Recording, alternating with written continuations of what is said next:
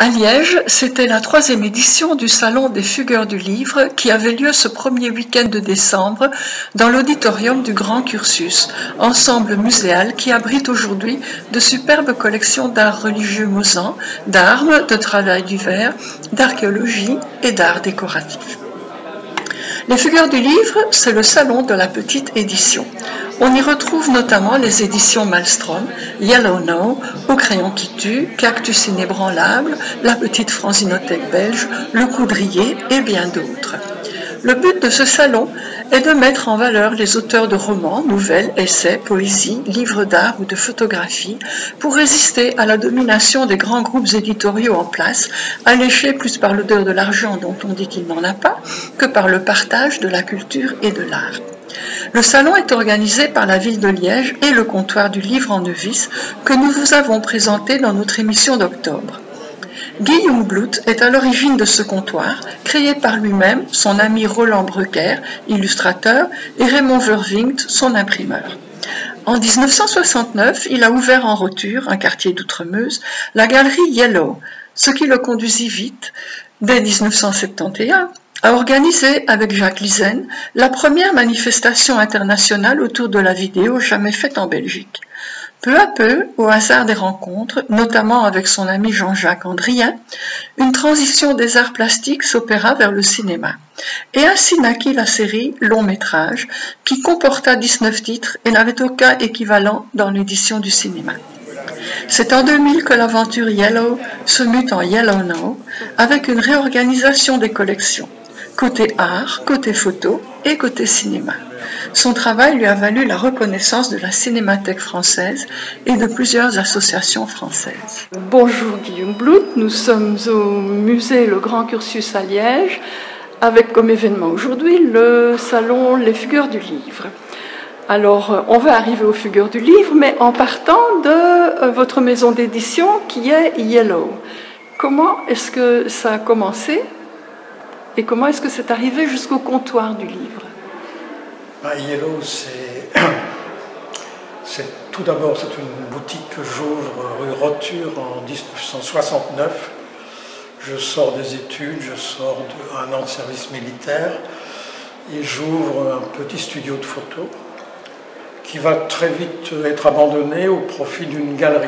Pendant 5 ans, je vais avoir une activité de galerie d'art qui se situe dans le champ des avant-gardes, c'est-à-dire la photographie, le film d'artiste, la vidéo.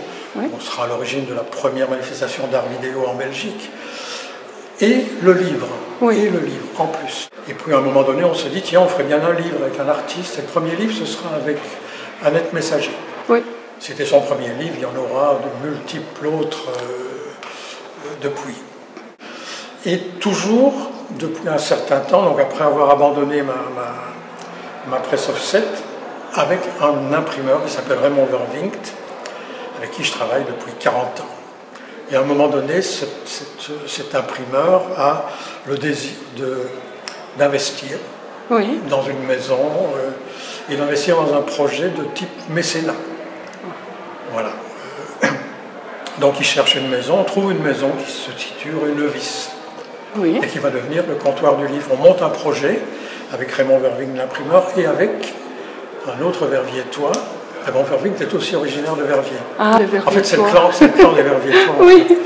Avec un ami d'enfance qui s'appelle Roland Brucker, oui. Avec qui j'ai fait mes études à Saint-Luc. Et comment en est-on arrivé du comptoir du livre aux Fugueurs du livre? On s'est dit un jour que ce serait peut-être bien de faire un petit salon de livres. Le tout premier qu'on a fait, c'était dans les salles de réunion, c'était un tout petit lieu, dans les salles de réunion du Crédit Communal à l'époque, de Dexia. Ah oui. De Dexia. Oui. Pourquoi chez Dexia? Parce que notre trésorier était banquier. Ah ben voilà, oui. Un bon travail pour un trésorier. Oui, c'est toujours très intéressant pour une association d'avoir un banquier comme trésorier. Je peux vous le garantir. Ah oui, sûrement. Je peux vous le garantir.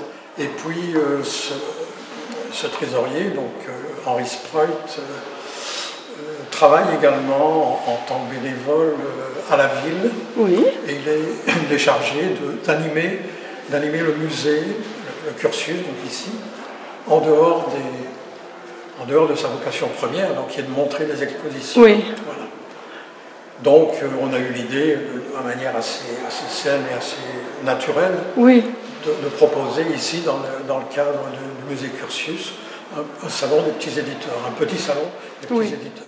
Eh bien voilà, donc ce matin il y a eu aussi on a décerné le prix Marcel Thierry avec un petit vin d'honneur et voilà cet après-midi c'est bien achalandé en tout cas. Oui, oui, et il y a encore demain donc ça a l'air d'être un salon d'une très bonne cuvée cette année. Bonne cuvée.